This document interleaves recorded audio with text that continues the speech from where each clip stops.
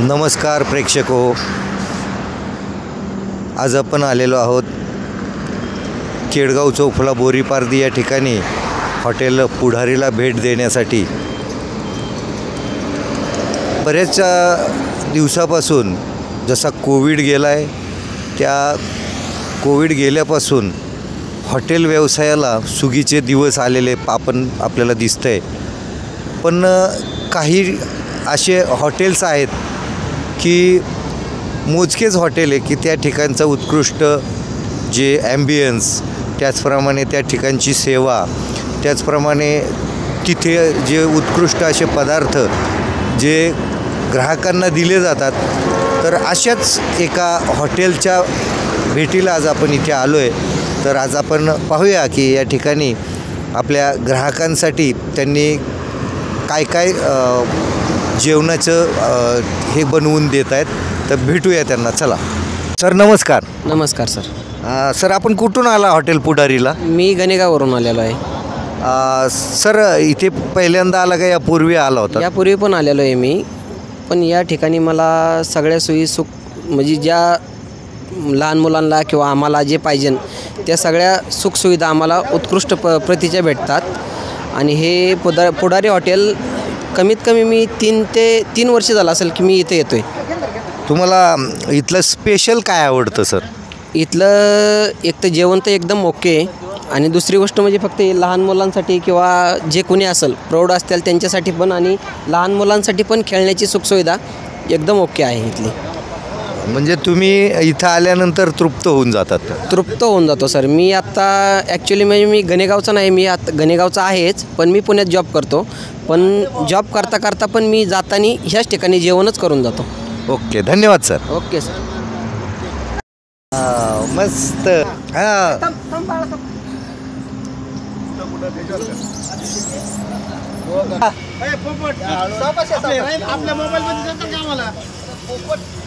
मावताय का?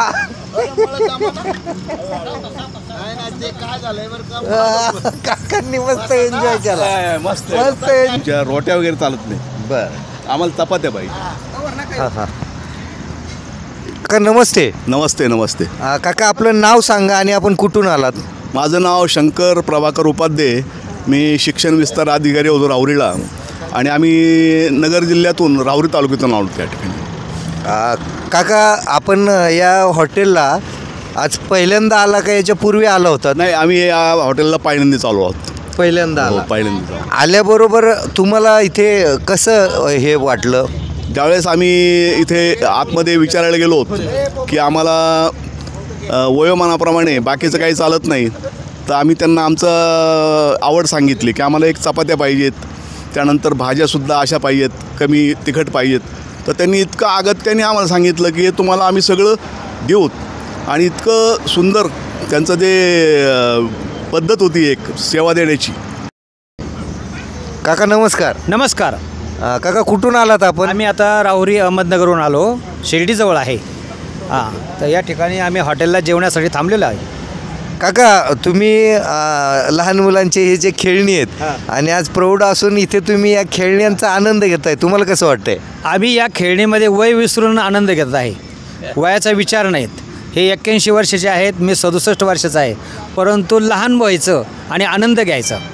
काका तुम्हाला कसं वाटतंय? मला आज जो तुम्ही आम्हाला योग आणून दिला हा फार मोठा योग आहे। मी 81 वर्षाचा आहे, पण मी असं म्हणत नाही की मी खूप आता वयस्कर आहे। मी आमच्या सगळ्या मित्रांबरोबर मी फिरतो, आणि आम्ही आता याच्यावरून आलो, आम्ही कासपाटावरून आलो। पूर्ण दिवस आम्ही कासपाटावर घालवला आणि राहुरीहून आलो आम्ही। तुम्ही आनंद कोणता वाटतो मला की मी सगळ्यामध्ये सिनियर आहे आमच्या ग्रुपमध्ये, पण मला इतकं सगळ्यांचं सहकार्य आहे, आणि आज तुम्ही आम्हाला हा योग आणून दिला हा खूप चांगला आहे।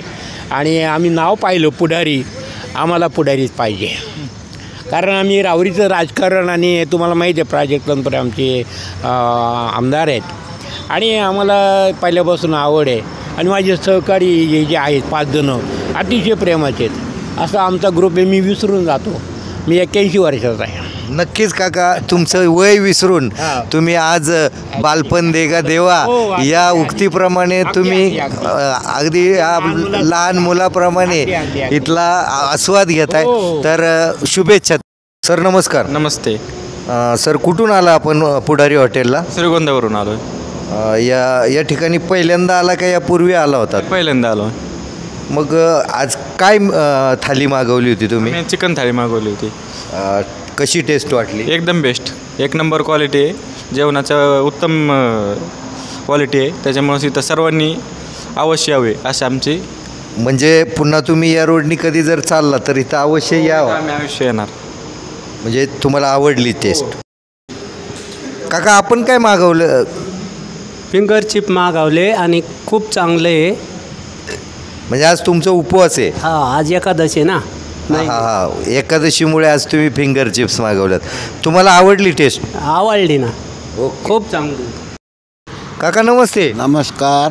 काय जेवण मागवलंय काका?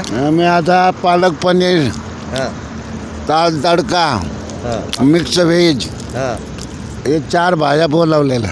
मग तुम्हाला काय आवडलं ह्याच्यामधलं? का कोल्हापुरी पनीर आहे आपला कोल्हापुरी कढई चांगली आवडली बेस्टपैकी.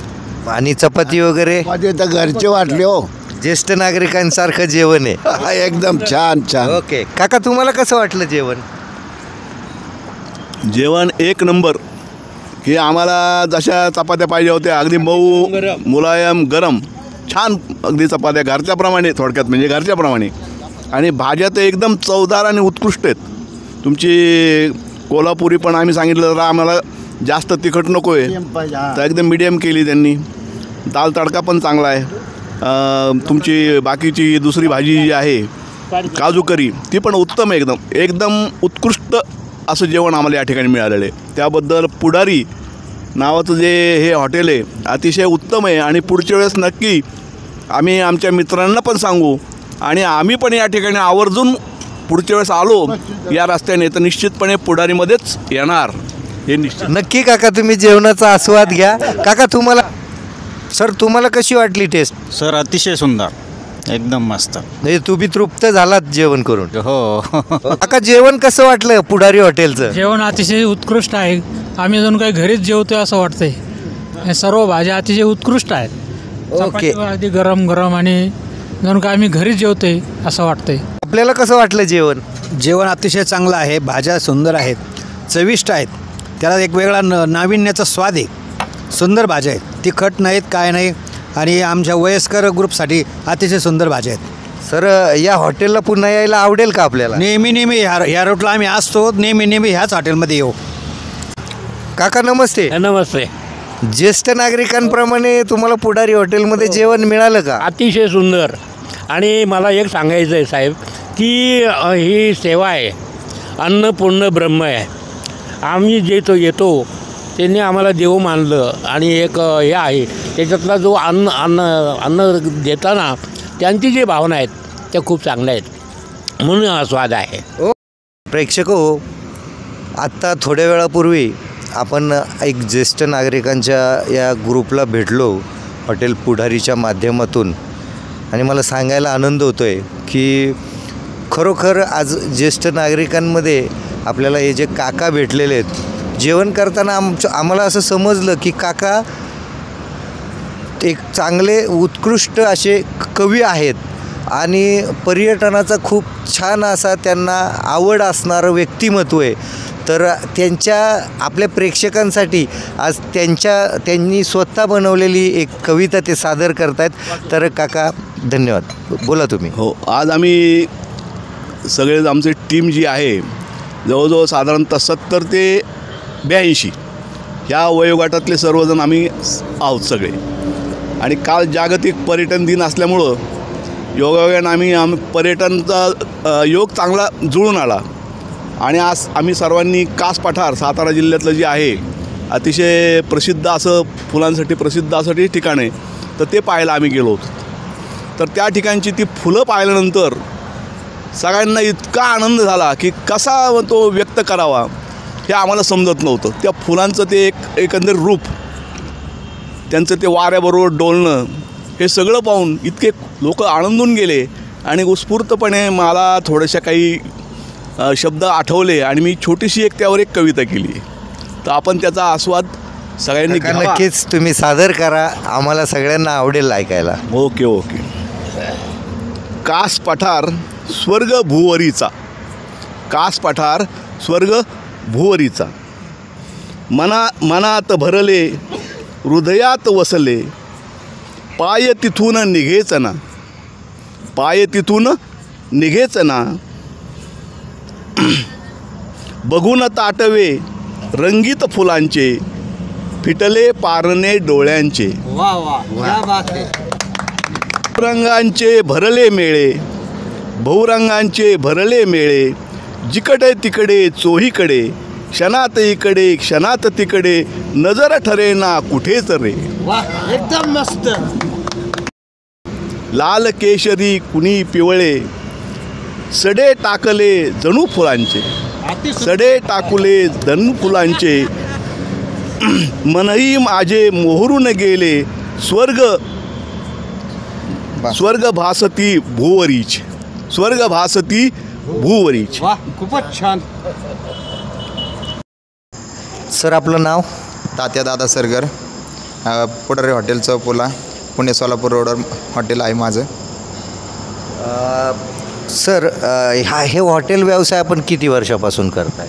हा हॉटेल व्यवसाय मी 5 वर्षापासून करत आहे.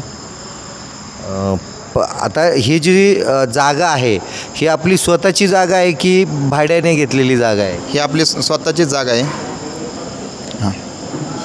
म्हणून तुम्ही हॉटेल व्यवसाय करण्याचा निर्णय घेतला का?